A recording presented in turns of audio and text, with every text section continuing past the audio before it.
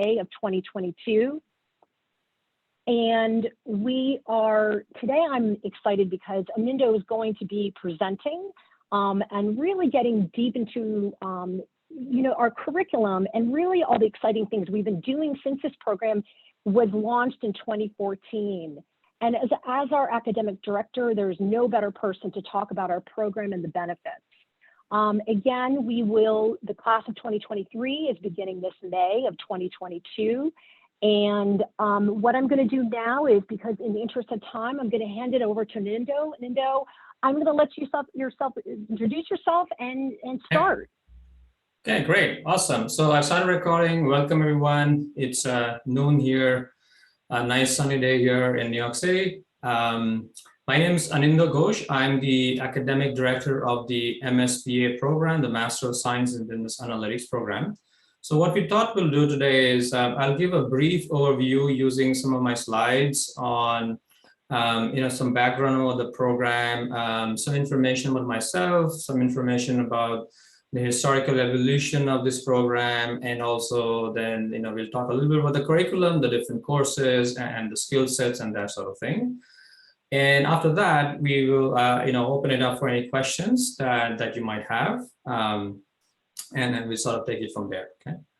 So and let me give you some background about myself so you know who's speaking to you. So like I said, I've been a professor now for almost 17 years. Time flies. Most of my academic career has been at NYU, but I've also been a professor at the Wharton School of Business in UPenn. I did my PhD from Carnegie Mellon, almost seems like a lifetime back. In my academic hat, I run the MSBA program. I've also written a book called TAP, which is very well received and won a number of awards, and also been translated into several languages. Outside of academia, I spend a lot of time in the industry in various capacities because I really like to apply my research into the real world. And in the industry, I do various kinds of consulting. So there's three kinds I do. The first is litigation consulting, where I often serve as an expert witness in some of these large antitrust cases in the tech world, intellectual property cases, Apple versus Samsung, or the government versus Facebook, or the government versus Google, for instance. A lot of the legal cases are now very data-driven and require a substantial amount of data science or business analytics. And so that's where my background comes in. In the past, I worked with Cornerstone and Analysis Group, but now I'm affiliated with Compass Lexicon. And these are the three biggest litigation consulting firms in the world. Second, I do a lot of data science consulting, which is closer to the kind of work we do in this program, where I help companies with statistical modeling, machine learning, predictive modeling. A lot of companies have data sets and they don't often know what to do with it. And so they'll roll someone like me out, and I help them with both strategic and hands-on advice on how to make things happen using data. And third, I do some amount of executive coaching for the C-suite, only just CEOs, CMOs, CIOs, that sort of thing in various parts of the world. My third hat is I'm a pretty active investor and a limited partner of venture capital firms and in startups in different parts of the world. For a number of years, I also headed data science for a startup in China. But more recently, I'm an LP in Scale Asia Ventures, which is a B2B venture capital fund, and Brand Foundry, which is a B2C venture capital fund. I've also been an advisor to a number of different startups, again, mostly in the in the tech industry in different parts of the world. Okay. In terms of my research consulting background, here are some companies that I work with in a very close capacity. You can probably recognize some of the names over here. Some of them are based in the US, but there are also other companies based in Asia, China, South Korea, India, and then a few in Latin America, for instance, and in Africa. And it's these learnings that have helped me sort of, shape the curriculum in the program, as well as shape the coursework that I actually teach. I teach a course called Digital Analytics, Digital Marketing Analytics, which I'll talk to you about later on. And so a lot of the well, I would say almost everything I teach is based on the hands-on work I've done with these companies. I only like to profess something that I've actually done rather than relying on theoretical or ivory tower knowledge. I just feel a lot more gratified when I can bring my real world experience in the classroom. And so that's my philosophy when it comes to teaching. Okay? So that's my background. Let me tell you about the MSBA program. So, people often ask me, yeah. Anindo, I'm sorry. Can you pull your slides up? Yeah, sure. 1 second. There you go. Is this better? No, the actual presentation. Hold on. So can you not see my slides? No, sorry. Oh, okay. It's just your desktop right now. All right, let's try this again.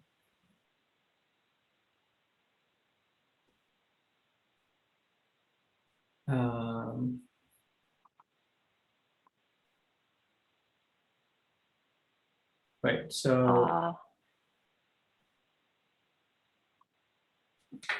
now I'm seeing your, hold on, like this is your slide. Good.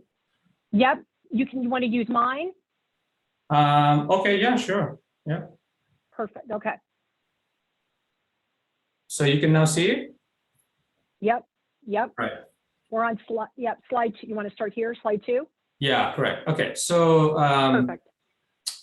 People often ask about like, what are you looking forward to the MSBA program? And here's a sort of a synopsis of a few things that people often come up with.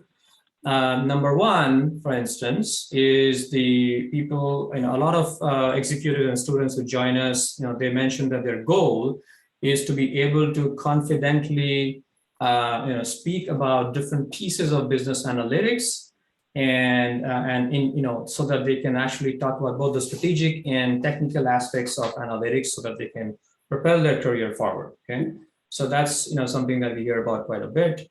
Second, I've also heard, and again, firsthand heard and seen, a lot of the executives who join our program are interested in crafting data science strategies in the organization. So they're not necessarily looking to, move into a different company, but they're looking to sort of maybe pivot within their own company and use this program to propel, their careers.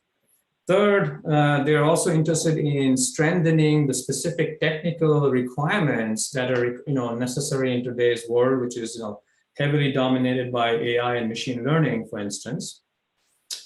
And four, they're also interested in pursuing some knowledge gaps and specifically keeping in sort of, in touch with some of the most emerging common interests in business and technology. Okay. All right. So next slide.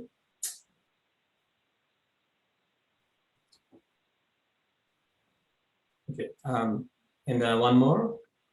So building on that, the second step, once you have the high level things in place, the second step is to really take people through this journey where they're interested in challenging themselves to learn some of these things. And, there's also a big social component to this. A lot of our participants over the years have told us that, while learning and career propagation and career promotion is a big part of it, but there's also a big social element to it, making new friends, making new acquaintances, meeting people, really amazing people from different parts of the world and learning from all of their experiences, okay? That the third thing is, building on the whole networking idea is, essentially, when you meet people from different backgrounds, whether it's professors or students or, industry leaders, essentially you start to appreciate that there can be more than one solution to the same problem, right?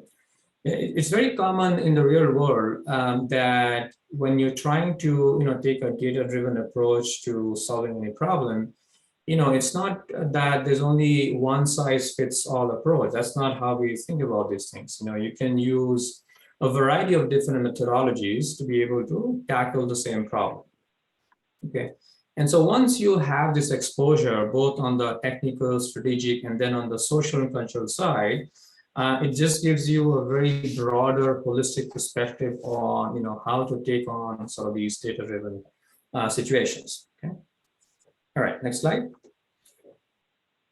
No, after that, sorry. Just skip those, and I talked about this already. All right, so let's talk about, at the high level, what does the MSBA program give us, right? So what it gives us is this notion of a data translator. You're basically a translator between a data scientist and a senior executive. You are the business leader who can essentially put data science into some sort of an actionable change. Quite often, you may even be managing some data scientists. It obviously depends on the background. If you are very young, 3-4 years of experience, then you're probably the data scientist yourself. Or, if you have 5 or 6 years of experience, you're probably doing the translation work. And if you have more than 10 years of experience, then you might be the business leader who's actually, putting all of this data science into work. Okay, next slide. So what this means is that essentially, the overarching goal of this program, right, is to make extensive use of data, statistical, and quantitative analysis. And what I'd like to emphasize is we emphasize both explanatory or causal modeling along with predictive modeling. Okay. See, a lot of the business analytics program, they focus primarily on prediction. And one of the new things, or one of the cutting edge things that we bring to our program is that we also emphasize a significant amount of causal inference. Because I really think that, as I spend more and more time helping companies in different stages of their life cycle, that senior executives or middle managers are increasingly conversant with the need for causal inference. And so they like to hire people that have the ability to do explanatory modeling, okay, not just prediction modeling. So the next slide will give you, I'm going to show you some examples, okay. So, this is, I don't know if you recognize, but this is basically Mount Everest. So, as an aside, one of my hobbies is high altitude mountaineering, and I've pursued this for more than 2 decades. Actually, there was a time in life when I thought that I would just be a full-blown mountaineer. I thought that was my calling in life. So anyway, I'm a certified high altitude mountaineer. But the point here being that, climbing a big mountain like Everest, for instance, it's a long, arduous journey. And it is not just about what you do in the mountain, but it's a lot about what you do off the mountain. Climbing Everest takes you about 6 weeks, but training for climbing Everest will take you about almost a year, sometimes more than that. And so I often think of this idea of having a data-driven approach to decision making, that there are these different stages in a company's trajectory. And it's not just what you do within the premises of a company at a given stage. It's also what you've done before and after. Most importantly, as you can see from this screen, right, there's at the bottom of Everest, or at the base of Everest, is where we call the base camp. You see a yellow colored tent. I don't know if you can spot it. I refer to that as data engineering, right? Why? Because all climbers of a big mountain, they rely significantly on, the operations of the base camp. This is where, heavy duty computers, satellite phones, etc., are put in place to be able to predict the weather. So in any good organization, right, if you're pursuing a career in business analytics and data science, a lot of people think that the only skill sets required are, statistical modeling, prediction modeling, quantitative analysis, that sort of thing. But I would actually differ from that and say that the most important process probably is data engineering, okay? And in my next slide, I'll explain what data engineering is. But unless you invest a significant amount of time in data engineering, you're really not going to be able to do much with the next 4 stages, okay? The four stages are descriptive, prescriptive, causal, and business value. And I refer to this as the house of analytics. Okay, so I'll talk more about each of these in the next stage. So, Bronwen, if you could forward to the next slide. Sure. All right. So let's talk about each of these four. Okay. So what are descriptive, prescriptive, causal, and prescriptive? But let's start with data engineering, right? So what you see at the bottom is that the underlying platform, or the underlying framework rather, for doing business analytics is data engineering. Okay? What this means is that in the real world, you rarely get a data set that is cleaned up and processed and aggregated in a consistent manner. Okay, real world data sets, 90% of real world data sets are very dirty, in the sense that they have many problems. They have missing variables, they have omitted variables, they're not formatted in consistent ways, they're not aggregated, they're not stitched together using the right unit of analysis or the right unit of time. They're not integrated, they often appear in silos. Real world data sets are messy, they are dirty, and they have lots of problems. So what data engineering means is that you need to have people who are conversant with the toolkit to be able to clean and process and aggregate and integrate the data so that it is ready for data analysis and data modeling.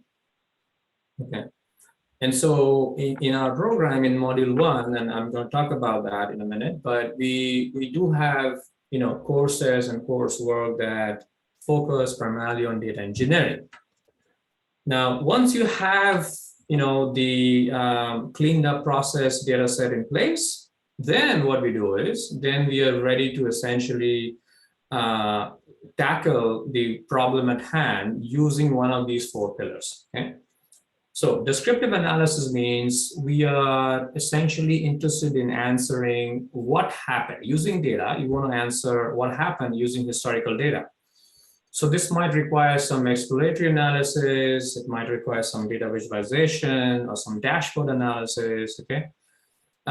Here at this point, you're essentially sort of fishing for information in the data. You're not building any model as such, okay?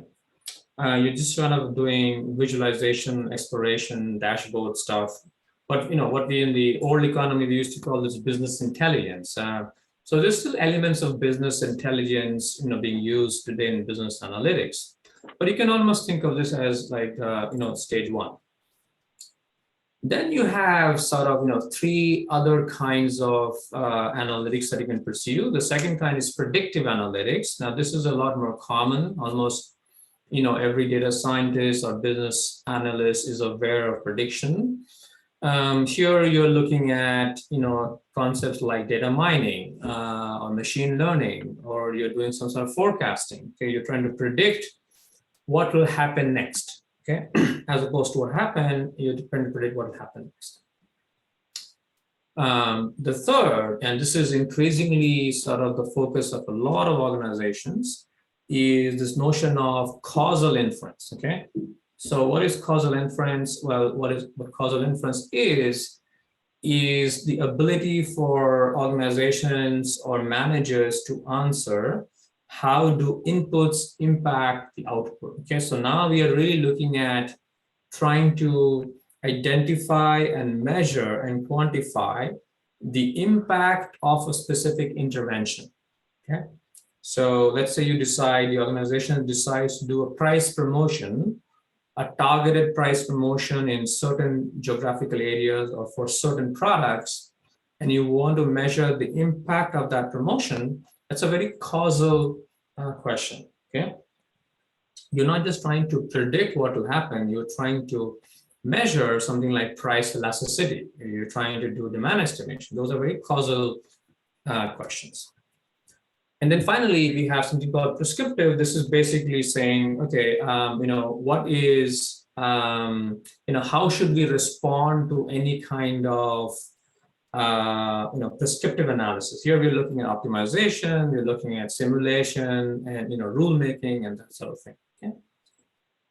All right, so the next slide will tell you that, this whole business analytics process is a very, it's like a virtuous cycle. Okay, it's an iterative process. It's not like you can get things done in one shot. Okay, if somebody tells you that you can solve a problem or you can, whether it's prediction or causal inference in a single cycle, they don't know what they're talking about. Okay, so this is a very iterative process.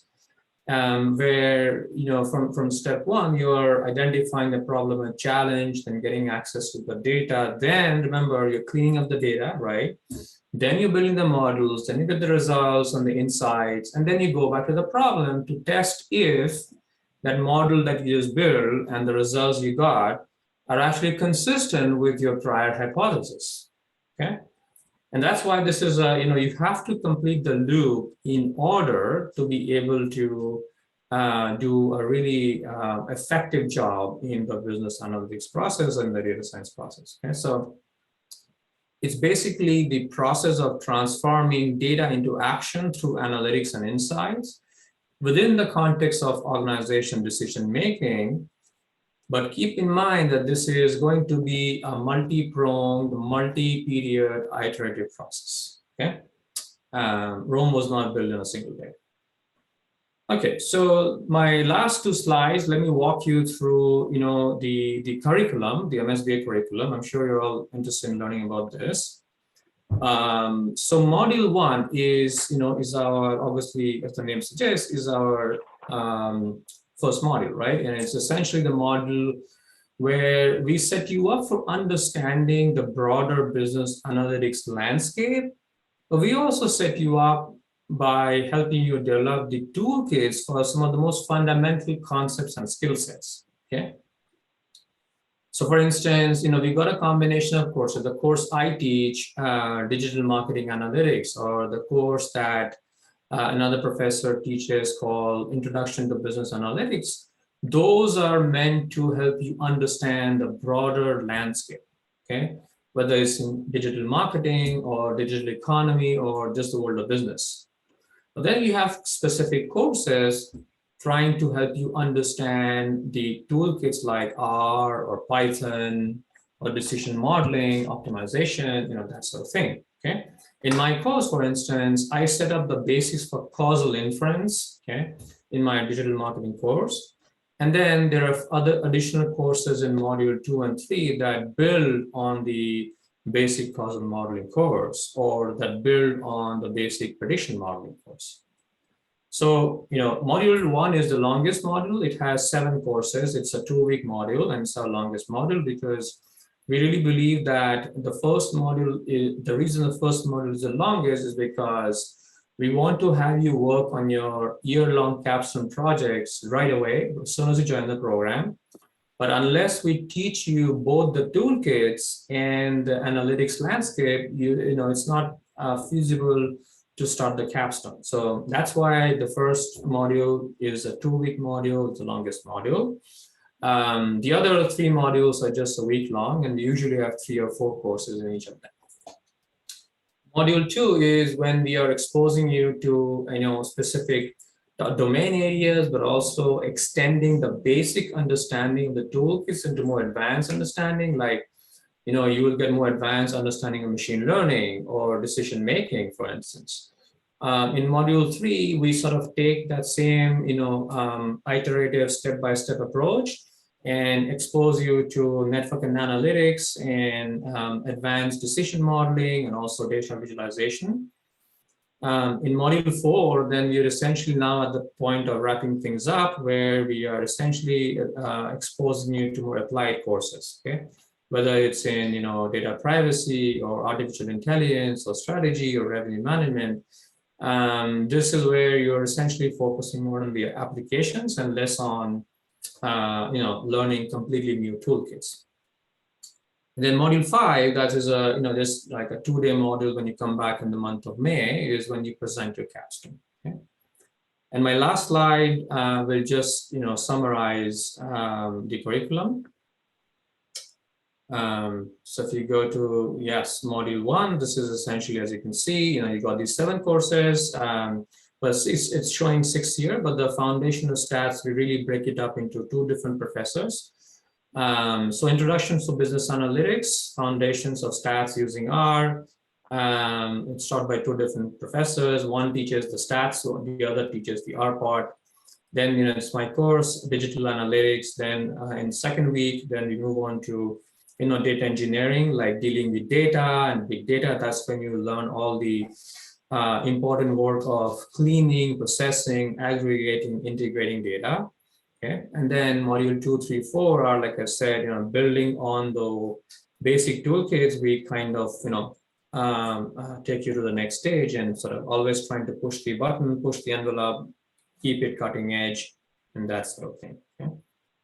And finally, the capstone program, like I said, and I'm happy to answer more questions about this, but basically it is a year-long program, and it is essentially a very hands-on experience where you're taking a deep dive into solving a real-world problem, whether it's a company, a private company, public company, or organization, whatever it is, it's a real-world problem.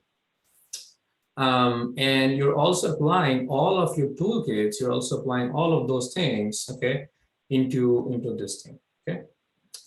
All right, so that's all I had to talk about. And great.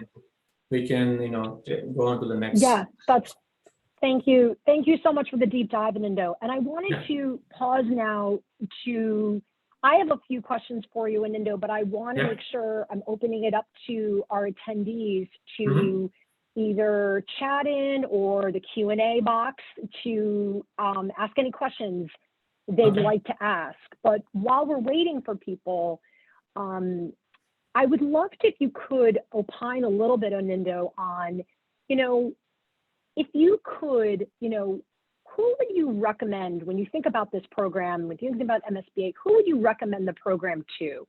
If you're, what's the kind of, if you could, because I think there's certain people out there that are probably thinking, oh, wait, am I not technical enough? Or am I too senior or too junior? I'd love to, maybe you could talk a little bit about what you've seen in terms of people that are successful in this program.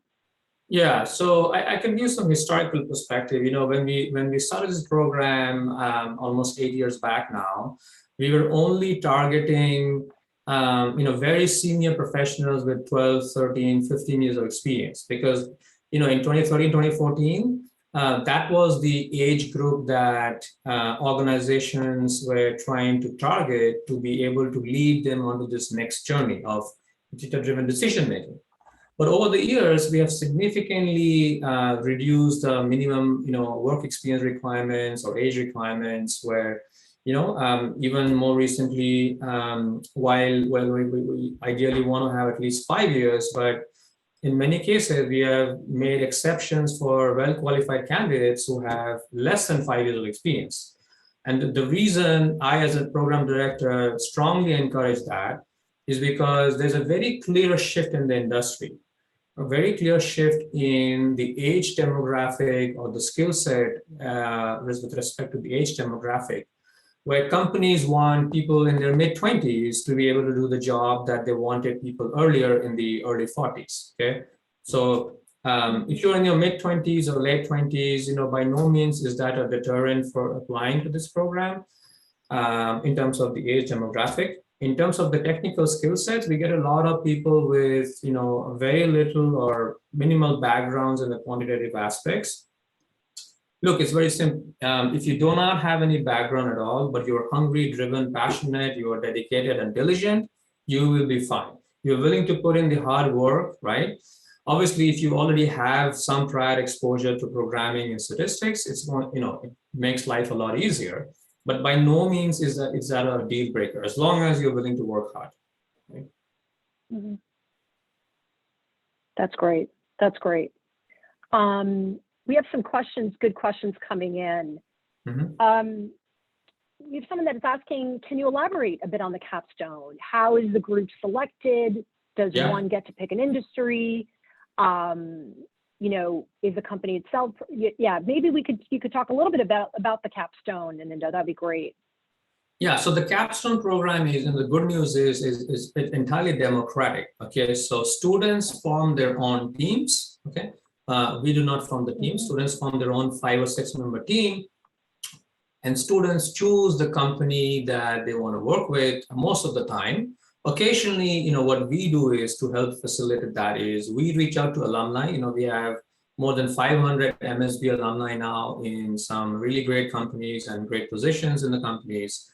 And we often hear from them as well when they come to us and pitch an idea or pitch a capstone. So what happens in the module 1 of every year is that in the second week of the module 1, we invite also external alumni to give us pitches and propose an idea.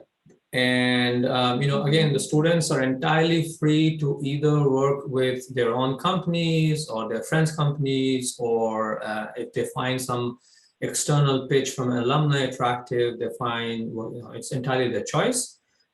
Same goes for the group formation. The only thing we recommend for groups is usually when you have, because you have 5 people in a group, is to find people who have complementary skill sets. So let's say, you have a great programming background, but you have absolutely no, data mining or statistical background, right? So find somebody who can complement your data engineering skills with statistical modeling skills, for example.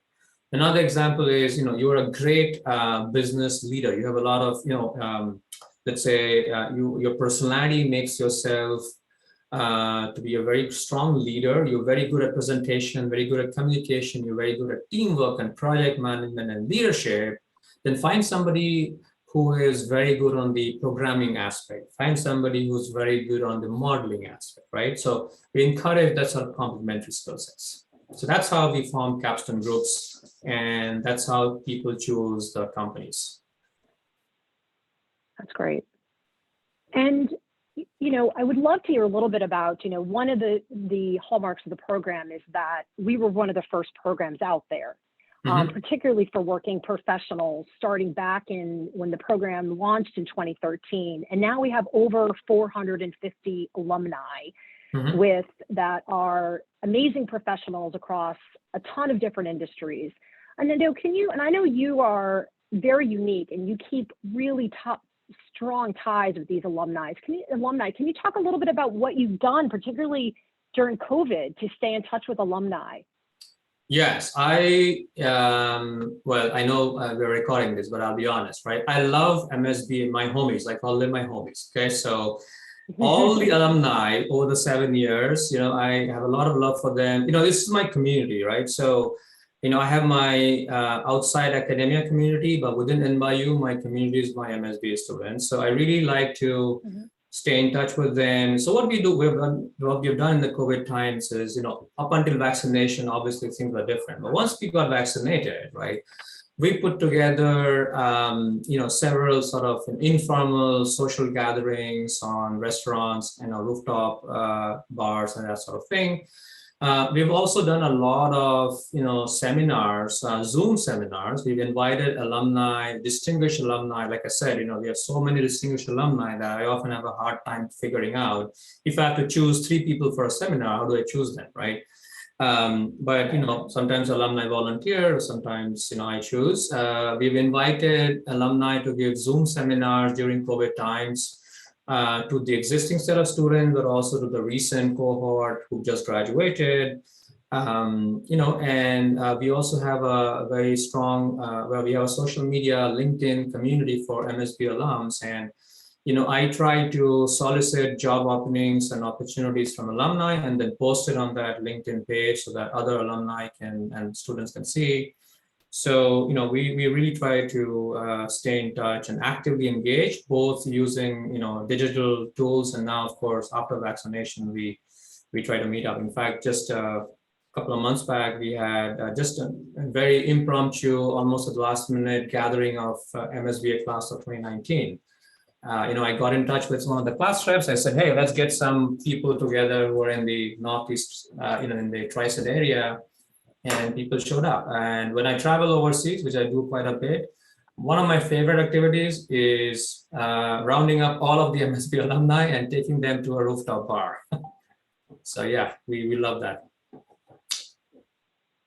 That's great. That's great.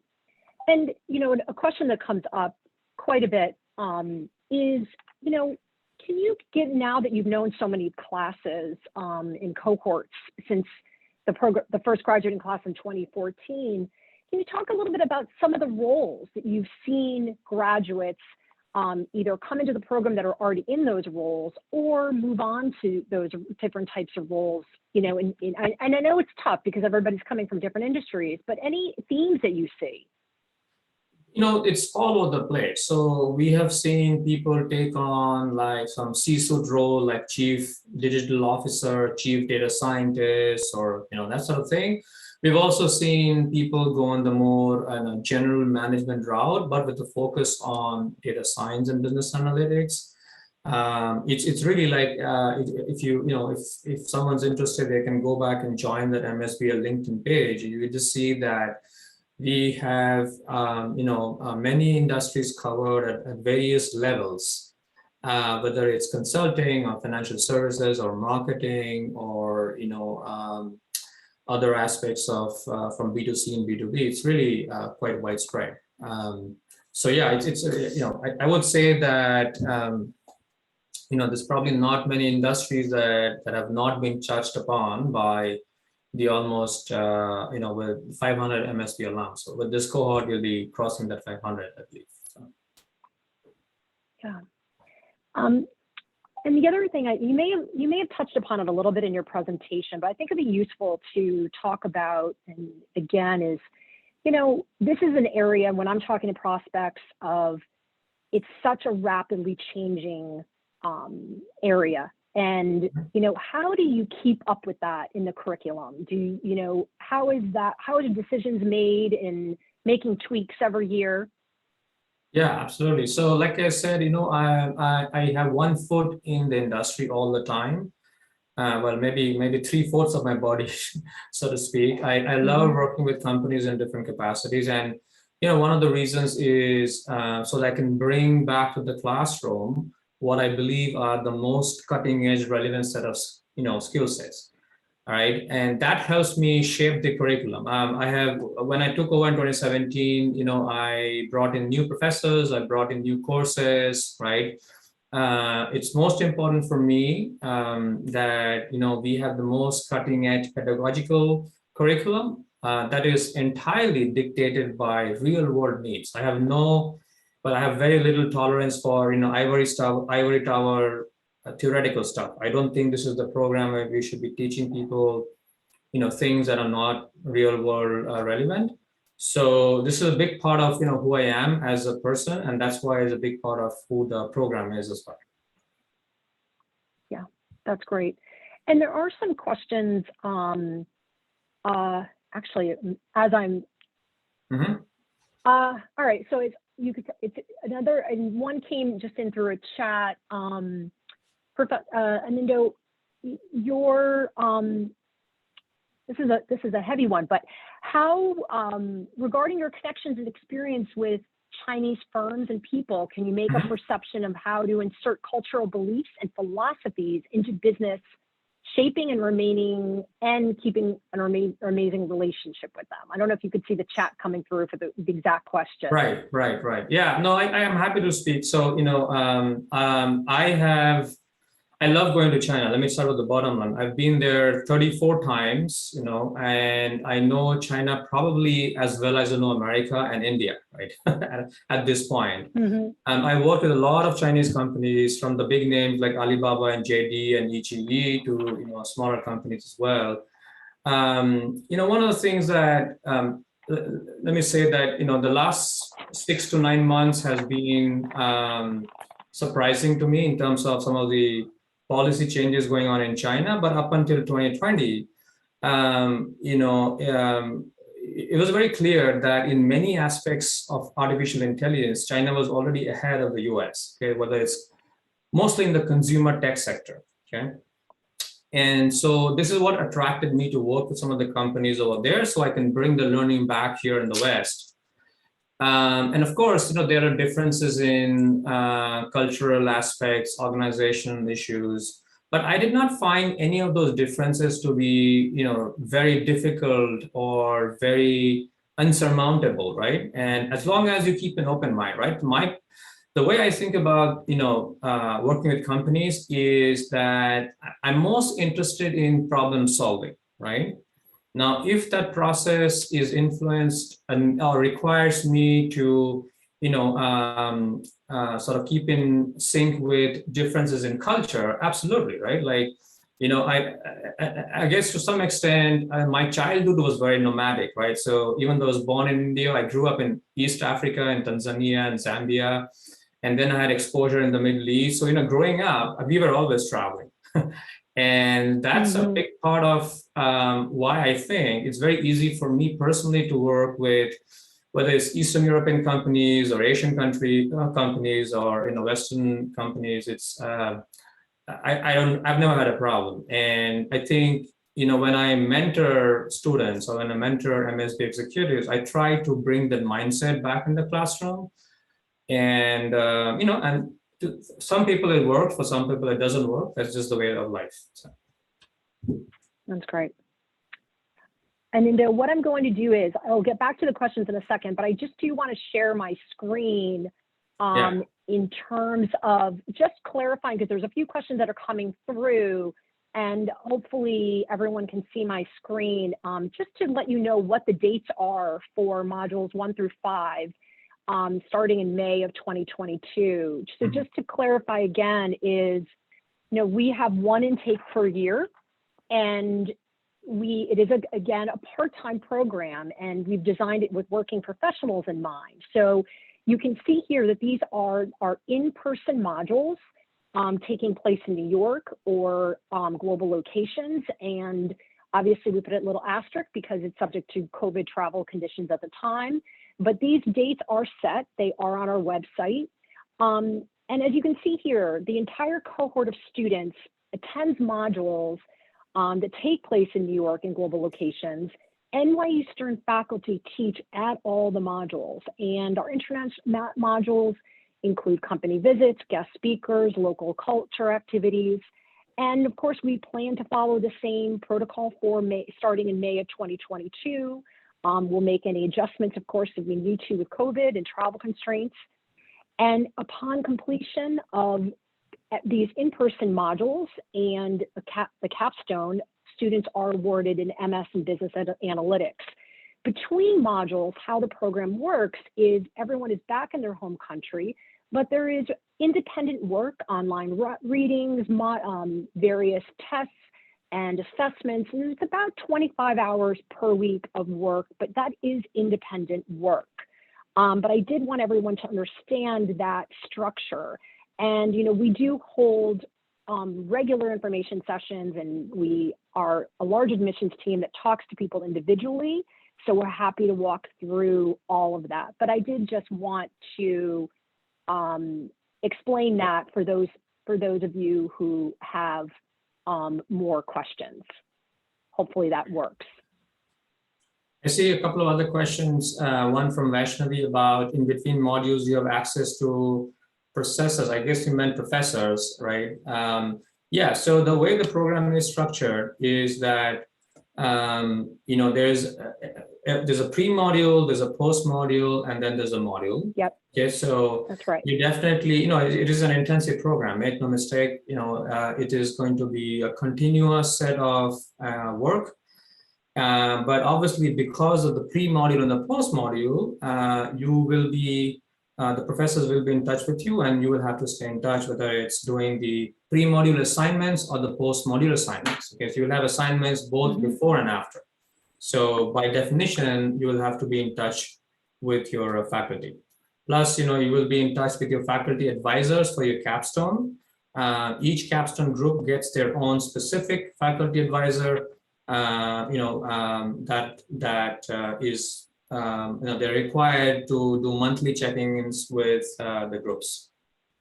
Okay. That's great. I just wanted to see if there was any other questions that we didn't if we I see didn't one in the get chat in the to. Q&A as well about, like why choosing NYU and commitment expected. Maybe, I guess we talked about this earlier. One of the unique things about NYU's MSBA program is it's not a full-time program. Okay, so you can, I would say almost the vast majority of people in the program already have a job. They are working full-time while they're pursuing this program, okay? Because the opportunity cost of quitting a full-time job and then joining a full-time program is high. So we don't want to take that approach. We want to keep, we want to give you a chance to keep working and while also pursuing, this program. Obviously, during that 1 year, it is a lot more work. Like, Bronwen mentioned, some weeks 25 hours, some weeks 30 hours, some weeks, there's going to be variation, but it is a lot more work. But the advantage is you still have your full-time job and the opportunity cost of quitting, which is very high, you don't have to incur that. Okay. So I think that's unique to NYU. Yeah. I see another question from Vishali. Can you take more courses outside the ones listed in the program? I would, well, first of all, no, you can't, just because, you can only attend and take the course in the program. But more importantly, you will not have the time. Very honestly, you will not have the time to take any more courses. If anything, you'll be asking us, can we not have that assignment? And, the answer is no, you have to do it. So it's already a lot of commitment. You cannot take any more courses. Yep. But what one nice thing is, though, as an NYU Stern alum, once you're an alum for life of Stern. So there are various lifelong learning benefits. So you can come back. There's opportunities to audit classes, and for the person that answered the question, I'm happy to talk more about that. There's definitely benefits when you graduate from the program to take various courses at Stern. So, which is a great, really nice perk. Yeah, absolutely. Once you graduate, and then you get your 30 hours per week free, then you come back to us and, Exactly.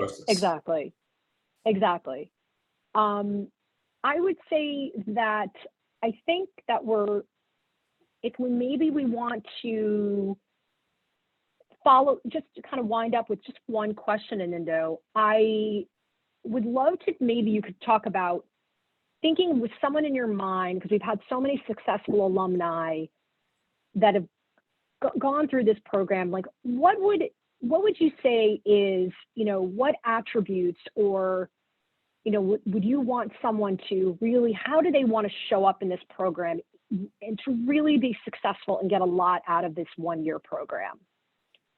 Right. I would say that it is primarily the soft skills, okay, that you bring to the program. And what I mean by that is, it is your hunger, your passion, your ambition, your drive, your tenacity, your perseverance, your diligence, okay? Those are the 7 things I've mentioned. Those are the 7 things that distinguish people, right? Remember, or if you recall, I did not mention intelligence or how smart you are. I do not think that matters. And not just in the MSBA program, even in my profession as an academic, right? I strongly believe that 95% of successful professionals, whether it's industry or academia, 95% of your success is your diligence, the willingness to work hard, and your hunger to be successful, okay? And the remaining 5% can be your just innate intelligence. But we all, as human beings, we all have 5% intelligence. So that doesn't distinguish us.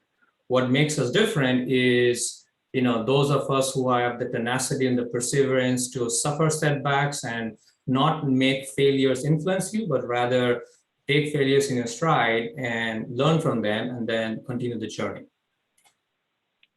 That's very true and wonderful advice.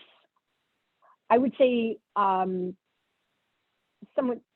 else asked, thank you for, how does a cohort become cohesive and get close throughout the year? And I think that, I can start by saying that even though you are you're doing your independent work between modules, when you're not physically together, you are engaged with study groups and you're part of a capstone presentation. And believe it or not, the year goes by very, very fast. So people develop very strong bonds during that time period. So to answer that, because that's what I've seen, that people, when I talk to alumni that I've stayed in touch with, they are continually speaking with the people in their cohort, getting together, helping each other with career advice and, networking and, open job positions. So it's definitely an ongoing relationship.